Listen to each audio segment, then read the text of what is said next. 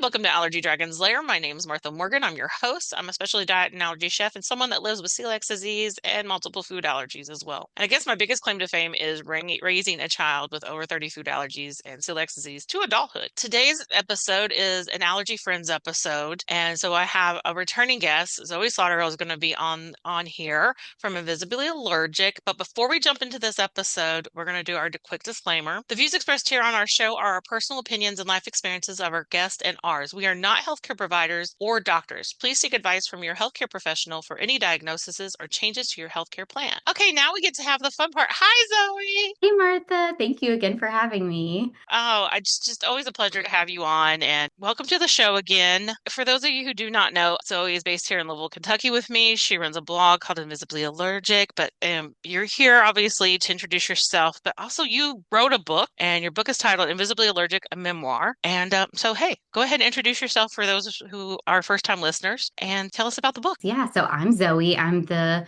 person behind Invisibly Allergic, and I've had peanut allergy for my whole life. It's progressed as I've gotten older to becoming airborne and a lot more sensitive with cross contact now as an adult. And yeah, I wrote a food allergy memoir that's coming out March 10th. I even have it here to show. So it's a real thing I'm very proud of. It's real tangible. You could touch it Yes. and it's coming out my birthday. I mean, like, hello? Which I is know. like a month after your birthday, right?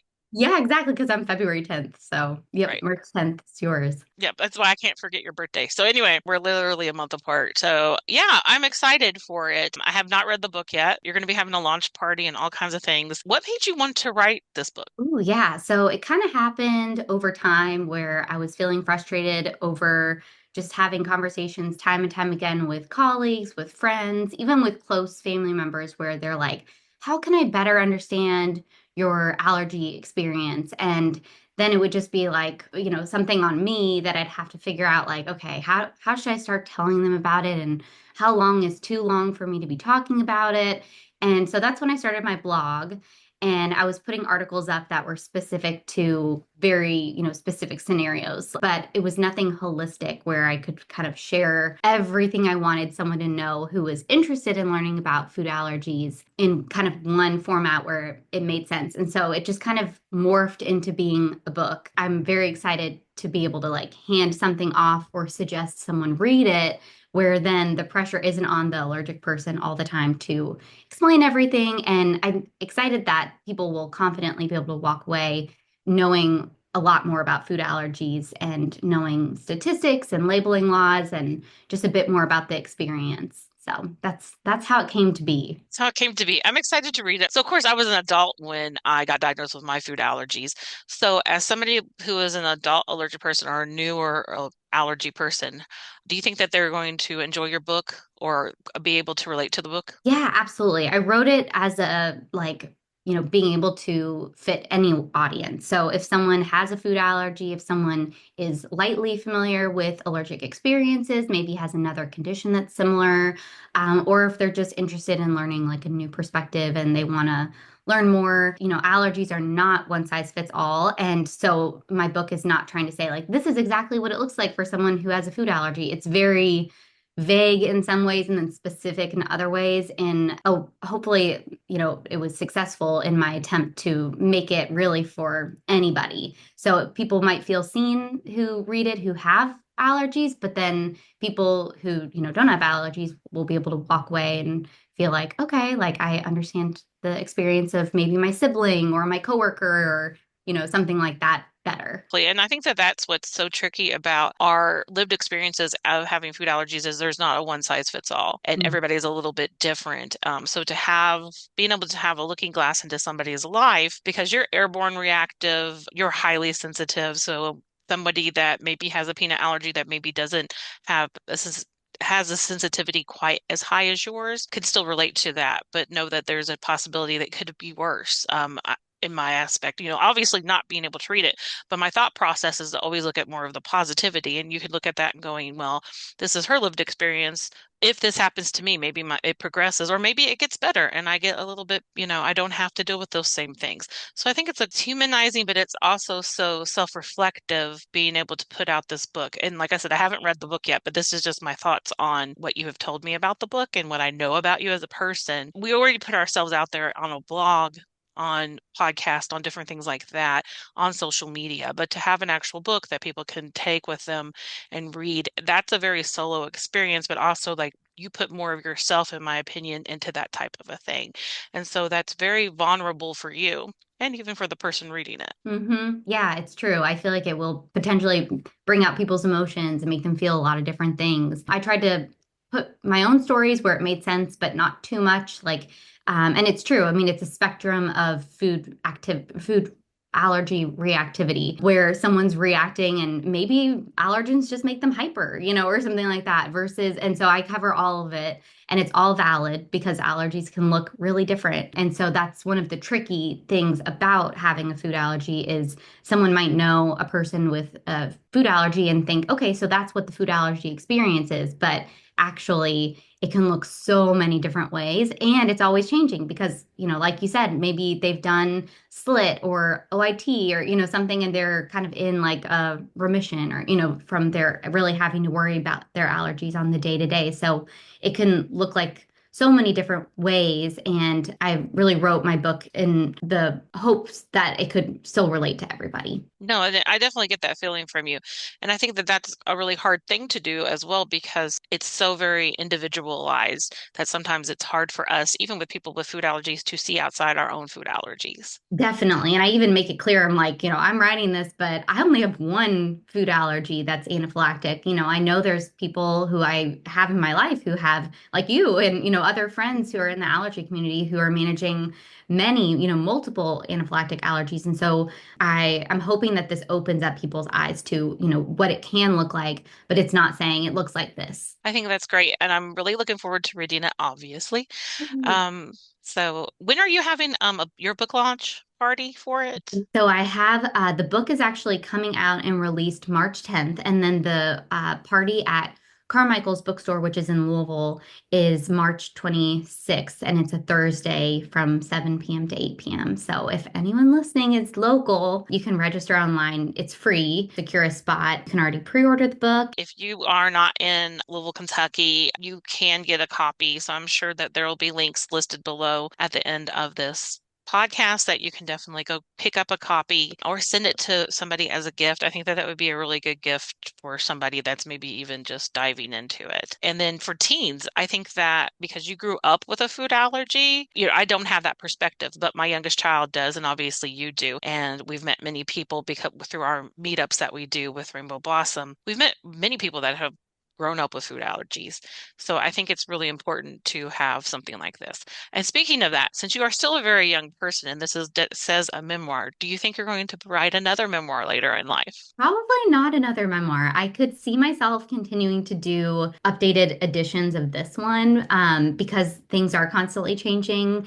And, in terms of statistics and how people are recommending, things from allergist perspective. So I am excited about the prospect of continuing to update this resource. I do love to write. And so, in fact, in addition to my food allergy memoir, I wrote a children's book at the same time. And so I'm seeing that maybe as being something in my future. I'd love to focus on getting that one published and then do another children's book. But it was really important to me to kind of focus on teens and young adults as an audience first with my food allergy memoir because there are so many. I feel like there's a lot of children's books on food allergies, and then there's some nonfiction books on food allergies for adults, often written from an allergist perspective. So I'm hoping to kind of fill that gap with my current one and then yeah, just do some writing for fun afterwards and maybe poetry, who knows. So, in addition to those awesome books, which I'm really interested in getting to read, you also have your blog and you really keep that up to date. And you have something usually coming out all the time. I think you just recently had something posting about infant allergies and things like that as well. Yeah, I like to put out guides and things when it is a topic that I can kind of like maybe make into I don't know, like something that's digestible and not overwhelming for someone. I like to put guides together. I like to put travel, guides together, things like that where it does fit more into a blog format. So I am definitely still using my blog and I enjoy blogging still. You're just a writer, period. You just Yes, love to write. I am. Yeah. Who knew? And I love to write too, but with my learning disabilities, sometimes it's a really big challenge, and I have a tendency to compare myself to like other people's writing. I'm like, oh, that's so awesome, and then I'm like, here I am, I Oh, don't know. I get a little bit more too comparative. But along with that, I'm excited for you. I'm so happy to be part of this journey with you, seeing you grow over the few years that we have known each other. I'm a little bit jealous, like because you got the book out, but because I'm still working on mine, but it gives me more, like I can like pick your brain more. So that's why I'm excited. true. It's been a long journey and I'm still working on the behind the scenes with getting everything uploaded. Like I just had no idea how much went into the self-publishing world. So it's been a huge learning curve. Like the writing part, I thought, oh gosh, once I get it written, then it's like done. It's like, I don't even know. I feel like it felt like it was done. And then now I'm realizing maybe that's like 30% of it.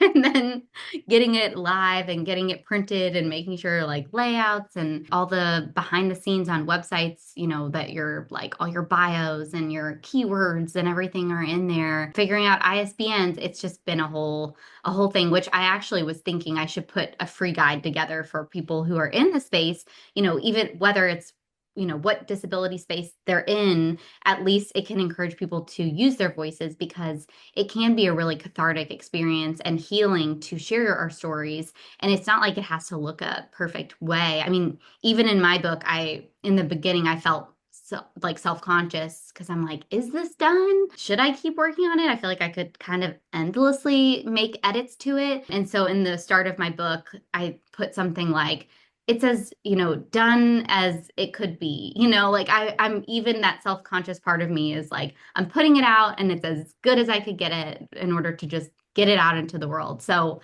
I think that's normal to feel a certain level of like just self-consciousness with putting something out into the world for other people to critique. It's a very vulnerable thing to do, but Mhm. also empowering at the same time. So. Yeah. Like I said, congratulations. I'm super excited to read it. I will let everybody know what I think of it, obviously. What I didn't realize went into publishing and trying to get your book into the library was all the library background stuff. Can you go into that a little bit? Because we talked about that a while ago. Yeah, so I've been learning about how you have to use different, I don't even know if they're, I guess publishing houses is what they're called, in order for libraries, school libraries, local independent bookstores, there's different requirements that all of those want.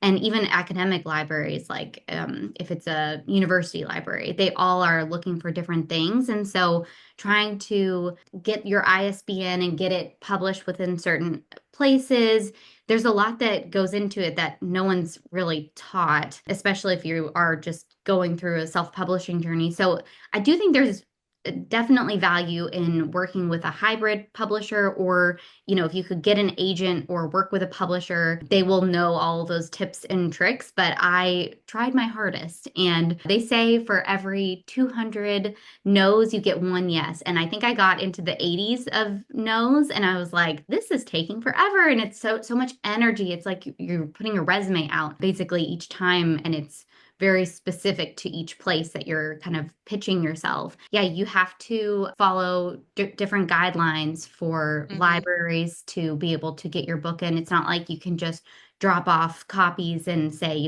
could you put these for free, into your collection. There's a lot more of the behind the scenes that goes into it with registering your ISBNs and just where you're planning, how you're planning to promote and sell your book. Right. Yeah. It's crazy. And like I said, I did not know that wasn't even in a twinkle in my eye until you were going through this and we were talking. We've known each other for going on to 4 years. And that was one of the first conversations we were talked about was you were actually pushing out trying to get a publisher for this Mhm. book. So I don't know if anybody understands how much work and time goes into doing this.